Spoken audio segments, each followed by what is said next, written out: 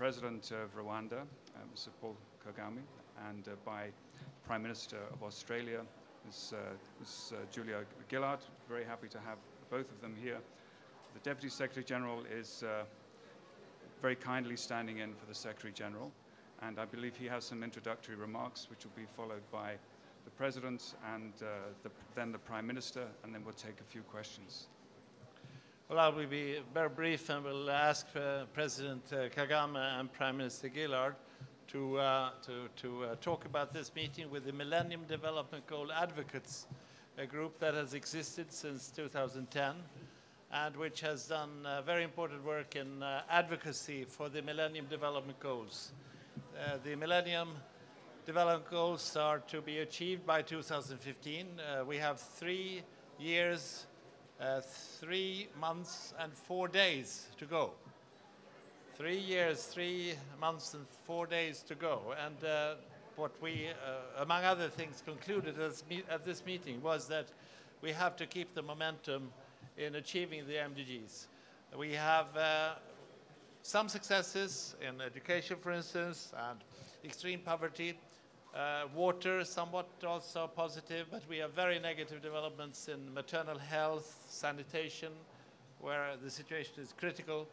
And what the meeting concluded will I leave to the, of course, President and the Prime Minister to give their own version of, but I was extremely encouraged by the energy in the room, by the desire to not forget that we have work to do. We talk a lot about the post-2015 process, but we have reality in front of us. And I was even quoting Dag Hammarskjöld, who has a great line about the future. When you look to the future, you have to think both of the step that you take, where you put your feet, but at the same time, you have to think about the horizon. And I think this meeting to me was both practical and visionary. And by this, I would like to ask perhaps President Kagame as the veteran chair to start, and then Prime Minister Julia Gillard of Australia to continue. Please. Well, thank you very much. This was the 3rd annual meeting of the MDGs advocacy, and there are members of this team that advocates for attaining the Millennium Development Goals by 2015. We have had the opportunity to serve on this team, and I wanted to mention that we have new energy and ideas coming in through the team of co-chairs. The second co-chair, Prime Minister of Australia, Prime Minister Gillard, has joined us and has given more momentum to the work we have been doing. And we have seen a lot of improvements in different areas, a lot of activity in organization, in mobilizing the resources to enable different countries where work needs to be done, for that work to be done. And we are seeing many positive results, as well as we are conscious that so many challenges still lie ahead. There's a lot of work to do, and we were discussing, looking at what has been done, what has been achieved in the previous years, and the work that needs to be done ahead towards 2015, starting with 2012 and 2013, what really forms that work and responsibility that we need to carry forward. So we are very happy and energized to do what we have to do as people who have committed ourselves to seeing this global and noble task carried out. So thank you very much. Julia? Thank you very much. It was a great pleasure to join You use this one. Okay. It was a great pleasure to join the Secretary-General, the Deputy Secretary-General and the President of Rwanda for the Millennium Development Goals Advocacy Group. We've had a wide-ranging conversation, but I think I could best summarise it by saying there were 2 main insights. One of those insights was about the need to maximise coordination for the remaining short period of time ahead of us, the 3 years, 3 months and 4 days that remain until we hit the deadline for the Millennium Development Goals. The second insight was that we need to sharpen our focus on things that can be achieved in that remaining period of time, that there are things that can actually be achieved quite quickly. We can sharpen our focus geographically, but we can also sharpen our focus on those things that can be achieved quite quickly. Amongst the things talked about in the room, you can make a difference to agricultural productivity in just one season. So an area of land that used to generate 1 tonne of usable grain can generate 3 tonnes of usable grain. That can be done in one season and make a difference. So we can certainly make that kind of difference in the 3 years, 3 months and 4 days that lie ahead of us. We can certainly make a difference too on performance against the health goals. We discussed in the room the deployment of community health workers, and there was a great deal of discussion in the room as well on the need to make sure we are focused on sanitation, on safe drinking water, on sanitation, given the lack of both is such a big driver of preventable disease. Whilst we know a lot of the discussion here at the UN is inevitably going to start to focus on the goals that will be set beyond 2015, I think the meeting today really reinforced the need to stick to the knitting. The world needs to get this done, and we can't just put to one side the achievement of the Millennium Development Goals because we've become so intrigued about what lies beyond. We need to make sure we are very focused on achieving these goals. So whatever goals lie beyond, they are built on the strongest possible platform. And I believe... Yes, yes. Just to... So I was just about to acknowledge, in terms of many of the insights in the room, you're now going to hear the man who was the author of them, so that would be good. That's right. Professor Sachs, Jeffrey Sachs, is the Special Advisor on the Millennium Development Goals. I believe he has a few words. And also, of course, just very briefly, the Deputy Secretary General was previously a member of this group and is obviously keenly involved in the development and the MDGs. Yeah. Please, Professor Sachs.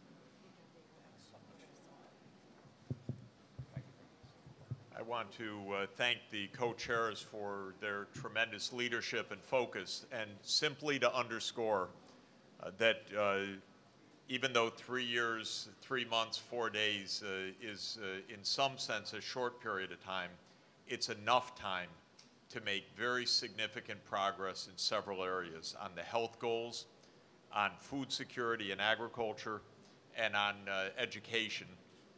And also on water and sanitation, because in each of these areas there are so-called quick wins that have already been demonstrated in many parts of the low-income world. And by taking those lessons now and making sure that they can be applied in other places, we still have the time for very big advances. And I just want to underscore that part of our discussion is that the business sector is absolutely prepared to contribute. The Broadband Commission of the UN, which is co-led by UNESCO and the International Telecommunications Union, this weekend decided to support the massive scaling up of community health workers in Africa to reach 1 million community health workers by the end of 2015. And the major telecoms providers said that they will get behind this initiative. This can make a world of difference. It's an example of the kind of thing that we can do in short order. Thank you. Thank you very much, Professor. Questions, please. Yes, and then going to the end. Yes. Please say who you're addressing the question to. Your Excellencies, my name is Irene Hell. I do report for the Independent on Sunday and Irene Hell News. It's amazing that we have you, President Kagame, here, and you, Jeffrey Sachs, because this means it's not just about words. So, President Kagame, Bill Clinton was praising you yesterday for your leadership to bring a lot of people in your country out of poverty. And if I quote him right, he said, you gave 1 cow to every family. And this raised the gross national product dramatically. And you, Mr. Sachs, with your Millennium Development Villages, you also proved it is possible to end poverty in a very, very smart way, a very sophisticated way. So, what would be your advice to the world leaders here to scale it up, your solutions on a global level? Thank you. I think the most important thing is to focus on what needs to be done. Some of them are simple things, as has been said by Prime Minister Gillard and others. When you focus on some of these little things, for example, the Prime Minister referred to productivity in terms of crop yield, where if you apply fertilizers and you have the right seeds and so on and so forth, you can improve productivity in a very short time. But that means there has to be more participation. It has to be inclusive in terms of what needs to be done, but more so the people that have to actually lay their hands on the very things that should be done and therefore be able to do it for themselves. And like the example you have given, 1 cow per poor family, we have gone along to give this same fertilizer and advice and information for farmers to be able to rely on the accuracy of data for them to be able to carry out their activities. The more people involved, the more organized people are, the more, and organization and interaction goes beyond borders. It becomes global. You have experts. You have Professor Sachs, who brings a lot of expertise to what needs to be done with the team he works with and others who support him. You have internal resources in different countries. If we work together, there is no reason why we don't overcome. And that's how we have made it in our own country. Jeff?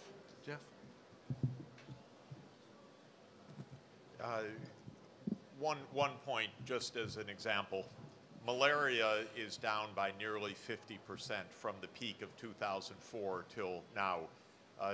As of 2010, it was down by 40%, but there's reason to believe that further progress has been made.